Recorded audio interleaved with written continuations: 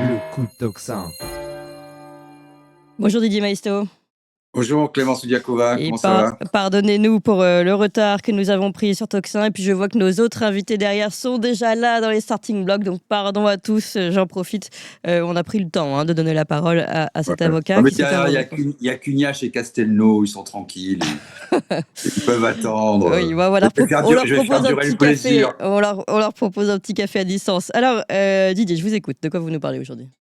Eh ben, je vais vous parler quand même de notre notre Kissinger national, hein, qui a été salué par toute la presse française, par les macronistes. Bon, ça, c'est pas un sujet. On a l'habitude des Playmobil, des turiféraires et des perroquets. Mais là, c'est fantastique. Il y a, allez, 50 millions de Français qui ont dit, oh là là, quelle catastrophe. Notre président de la République part aux États-Unis, il va se faire humilier. Ce qui devait arriver arriva. Je vais dire ça par le menu. Et puis, malheureusement, en face, vous avez tous les journalistes, les quelques journalistes qui disent, ce type est fantastique. C'est le retour de la France sur la scène internationale. Et la dernière qui a clos le chapitre, c'est avec une espèce de panégyrique dont elle a le secret. C'est Ruth Elkrief qui dit le monde entier nous l'envie. Regardez comme il est beau, regardez comme il est bon. Il est mince, il était beau, il sentait bon le sable chaud. C'est pas mon légionnaire, c'est mon Macron. Il est magnifique. Alors, qu'est-ce qui se passe depuis 75 ans? La France est le petit valet docile, servile et obséquieux des États-Unis, n'a pas su assurer sa défense. Et les États-Unis, ils ont pris toute la place, tout leur avantage. D'abord parce qu'ils ont un soft power qui est magnifique. Je veux dire, à un moment, vous avez, tout le monde a en tête ces dizaines de films avec des hélicoptères à la fin, la musique pompier, il pleut, le monde vient d'être sauvé par une espèce de Bruce Willis musculeux.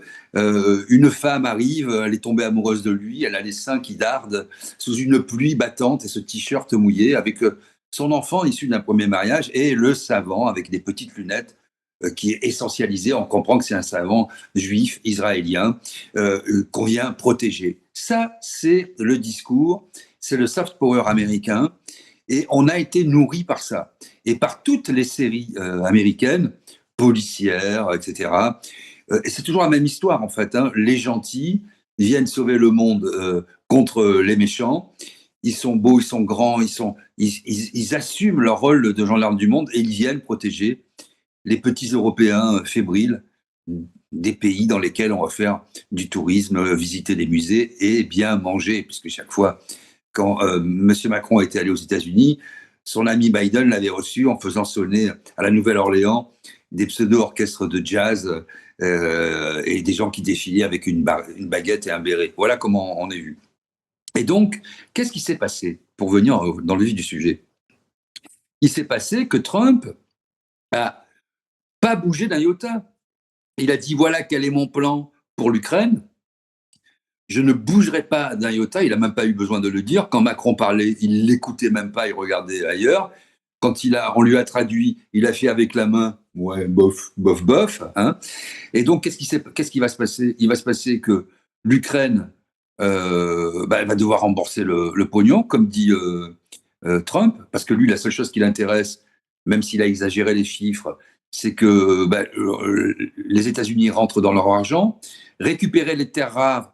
Les terres rares, en réalité, ce qu'on devrait dire, ça c'est un élément psychologique, c'est les minerais, parce que ce sont les minerais, il y a une dizaine de minerais qui servent dans des procédés, des processus complexes à fabriquer les terres rares dont les nouvelles technologies ont besoin. Et de l'autre côté, vous avez, n'est-ce pas, Poutine, qui lui prend acte des choses et qui continue à discuter avec Trump. Donc les deux avancent bien. L'Europe est complètement larguée.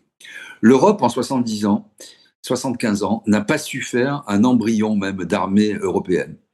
Elle a toujours quémandé sa protection aux États-Unis.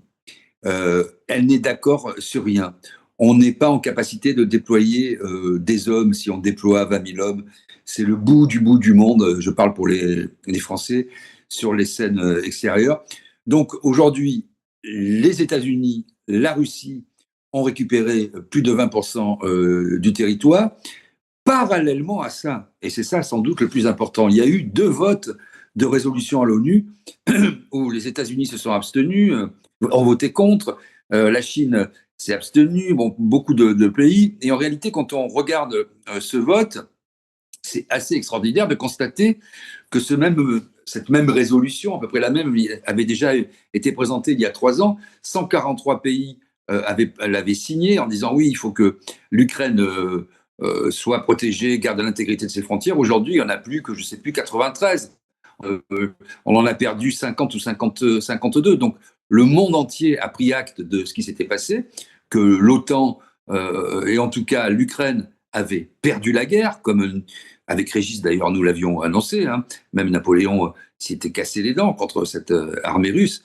C'est peut-être pour ça que je vous parle en français aujourd'hui, que je suis du côté des vainqueurs, grâce au sacrifice de 26-27 millions, on ne sait pas exactement, de Russes et de Soviétiques, il faut dire. Parce que si on dit Russes, les gens vont dire qu'il n'y avait pas que des Russes. Ok, très bien, comme si les Soviétiques n'étaient pas des humains. Donc voilà quelle est l'affaire. Et donc nous payons aujourd'hui cette impéritie, nous payons cette absence de courage et d'organisation. Ça n'empêche pas les hommes politiques, à l'instar de messieurs Haddad et de monsieur Barrot, nous expliquer que l'Europe est de retour, que vous allez voir ce que vous allez voir au moment même où la paix se signe. Et ça n'empêche pas Darius Rochebin, avec qui j'échange parfois en privé sur Twitter, de dire que, voyez-vous, c'est sympa, il nous a dit avant-hier, heureusement, la guerre, c'est une bonne nouvelle, voilà, c'est mot exact, la guerre va pouvoir continuer. Oui. Cette guerre a fait plus d'1 million de morts.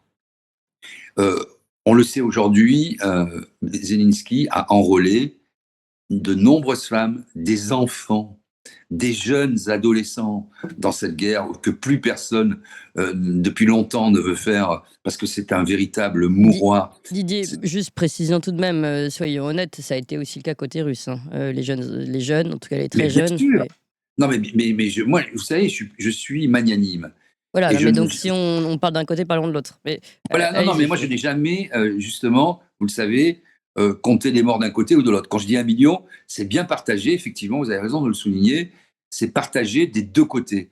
Et on pleure aussi bien les Russes morts que les Ukrainiens morts. Et à un moment, les gens raisonnables disent cette guerre ne peut pas être gagnée, il faut l'arrêter. J'ai entendu, je voudrais finir là-dessus, oui. Le plus étonnant quand même et le plus révoltant, c'est sans doute, vu l'histoire de ce parti, je ne sais pas si c'est un parti, c'est un peu le grand n'importe quoi, le Maelstrom, Marine Tondelier, qui fait un tweet et qui a repris d'ailleurs son tweet le lendemain, c'était hier matin dans une émission de radio, puis dit bon, finalement, bon, déjà elle donne des chiffres fantaisistes, 80 000 morts, 20% du territoire, elle énumère quelques chiffres, elle dit bah, c'est rien tout ça, mais on a fait tout ça, mais il faut continuer. C'est-à-dire en fait que la logique, je rappelle que les écologistes ont inventé hier le non coupable, non innocent dans l'affaire Bayou. Hein. C'est-à-dire la justice a conclu qu'il n'y avait pas de fait, il a été relaxé de tout ce qui était soi-disant reproché. Le parti a conclu la même chose, mais Sandrine Rousseau et Marine Tondelier disent elles ont du mal à dire innocent. Oui, ils ont brisé sa vie à ce pauvre. Bon, oui. voilà. On avait déjà responsable, mais pas coupable, je vous rappelle. Voilà, mais on est dans la même logique, si vous voulez. Ils veulent la guerre avec le sang des autres. Hein. Ils veulent continuer la guerre. Elle est ingagnable, cette guerre. De toute façon, plus personne n'en veut. Ni la Russie, ni les États-Unis, ni l'essentiel des pays de la planète, ni les BRICS. Et vous avez des pauvres politiciens français et des journalistes français qui nous disent on a un champion des affaires étrangères.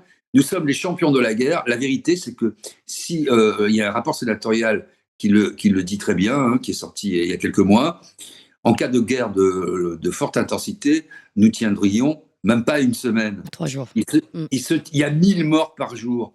Et ils se tirent sur le champ de bataille en une nuit autant de munitions que la France est capable d'en fabriquer en 1 an. Ouais. Nous avons 100 Charles Leclerc qui se courent après et qui sont en fin de vie, qui sont plus fabriqués et tout juste entretenus. C'est ça la réalité. Donc ces gens-là sont des irresponsables qui veulent faire couler le sang des autres, le sang des enfants des autres, et ne devraient même pas avoir droit de citer dans les médias, parce que finalement, on ne voit pas bien, à part une folie, qu'est-ce qu'ils viennent défendre, au nom de qui ils parlent, et quel est leur but poursuivi. Vraie question. Merci beaucoup Didier Maiesto, chroniqueur Tocsin, ancien patron de Sud Radio. Vous avez aimé cette émission, vous voulez que l'on continue d'exister et de creuser ces sujets. Sachez que nous n'avons ni subvention, ni milliardaires, ni oligarques derrière nous, que nous ne dépendons que de vous. Donc faites un don à toxin-media.fr, toxin-media.fr, et encore mieux, faites un don régulier pour que nous continuions d'exister. Merci.